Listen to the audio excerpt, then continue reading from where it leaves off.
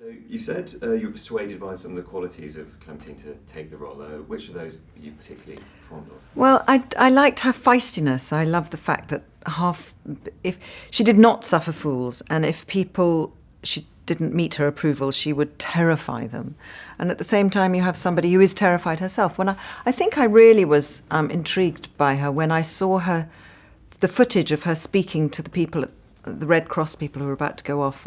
There's little tiny snippets of film that we have, and we see somebody who's really nervous, who doesn't like talking and speaking in public at all, and whose voice goes up really high, and who can't keep still. And I was really touched by that. I thought that must have been quite something to be married to the man who's leading the world, and to be a shy person, and yet she was very.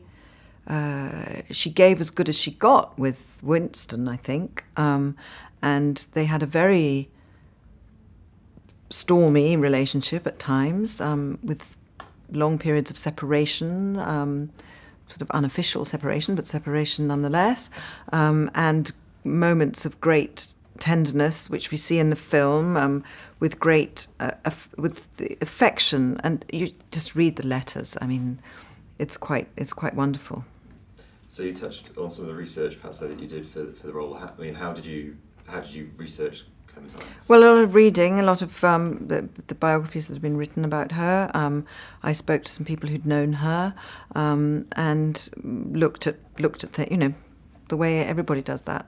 And obviously, the history is about people. It's a story of people. Do you feel particularly a duty when you're playing a real person? I think you do feel a sense of responsibility, and it's a bit frightening, really, because you're not going to get it completely right, and then you feel a responsibility towards the people who knew her, who loved her, her grandchildren, who I met, her granddaughters, had sat on her lap and played with her earrings, and that something. It's so private. You don't want to mess around with someone's granny. Mm-hmm. Why do you think people are still fascinated in Churchill?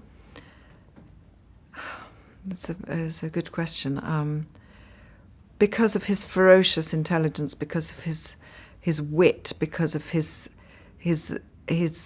breaking all the rules, because of the way he spoke, because of his speeches, because of his oratory, because of his writing. I mean, he wrote more words than Shakespeare, apparently. What an amazing man. And who went through phases of great success, catastrophe, great success, catastrophe. I mean, his career was checkered. And you mentioned, obviously, IWM, a great museum. Were you aware of the war rooms before you? Yes, I had visited it. And every time anyone says I'm going to London, I say, you have to go and see this, because it's one of my favourite exhibits. So, that was lucky. And the replica of it, did you feel it captured the...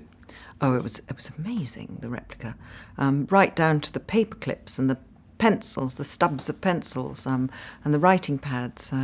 It was quite extraordinary, the detail that went into that recreation.